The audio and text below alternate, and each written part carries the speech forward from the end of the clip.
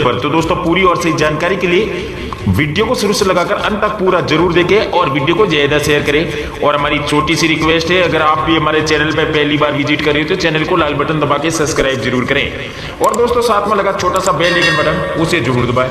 दोस्तों इससे क्या होगा, जो भी आने वाली नई नई वीडियो की जानकारी आपको बिना किसी रुकावट से मिलती रहेगी। तो दोस्तों जैसे अपनी स्क्रीन पर देख सकते हो दोस्तों, अपडेट लगाई गई है दोस्तों। ईपीएस पेंशनर्स गुड न्यूज, 37 के 20 साल बाद पेंशन धारकों को कर्नाटक उच्च न्यायालय में मिला न्याय।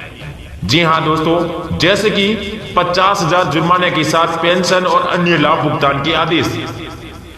कर्नाटक उच्च न्यायालय ने हाल ही में फैसला सुनाया है कि पेंशन एक इनाम दान या कोई गंभीर भुगतान नहीं है, बल्कि कर्मचारियों का अनिश्चितकालीन अधिकार है। न्यायमूर्ति एम नागा प्रसन्ना की खंडपीठ ने फैसला सुनते हुए कहा कि 37 के बाद कर्मचारियों को दिए पेंशन अनुच्छेद 301 के साथ साथ संविधान 21 के तहत आजीविका के मौलिक अधिकार के तहत एक संपत्ति है।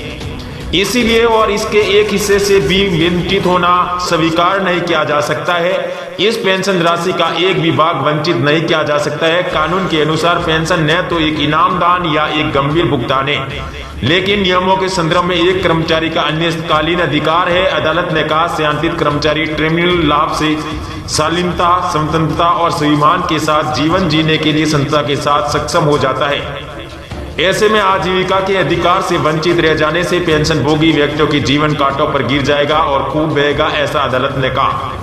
उच्चतम न्यायालय ने राज्य के अधीन Karnataka power transmission corporation limited, जो कैपिटल के एक से अधिक कर्मचारी के बचाव में आने के दौरान ये टिप्पणी की गई, जिन्हें 37 के 21 साल बाद भी ट्रिब्यूनल लाभ से वंचित रखा गया था। कदाचार और चोरी के आरोप में 24 मई 1999 को कैपिटल द्वारा किसी भी जांच के बिना सेवा से समाप्त करने के बाद थिमाया की 2 दशक पुरानी कानून लड़ाई शुरू हुई थी। इसके बाद थिमाया को कई बार अदालत का दरवाजा खटखटाया पड़ा, क्योंकि कैपिटल ने उनकी पेंशन और ट्रिब्यूनल लाभ को रोक दिया था।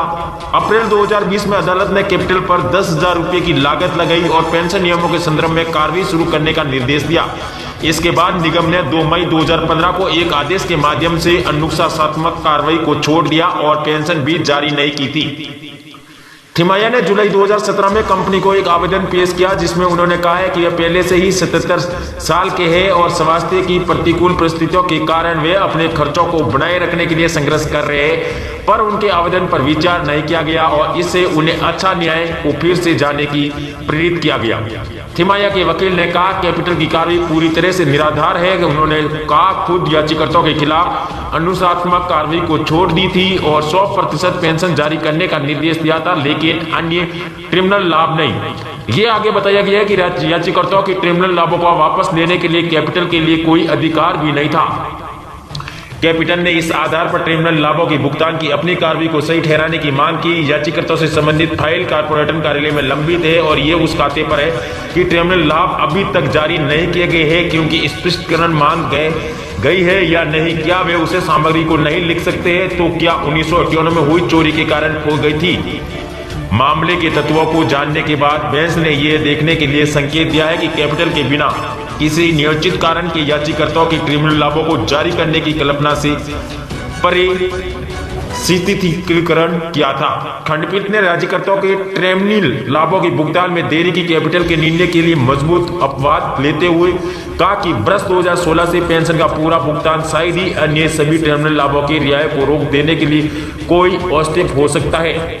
इसी के अलावा अदालत ने यह भी देखा है कि कैपिटल संविधान के अनुच्छेद 12 के तहत राज्य है, इसलिए अपने कर्मचारियों में एक को छोड़ने के कर्तव्य को राज्य होने का दर्जा नहीं देना है।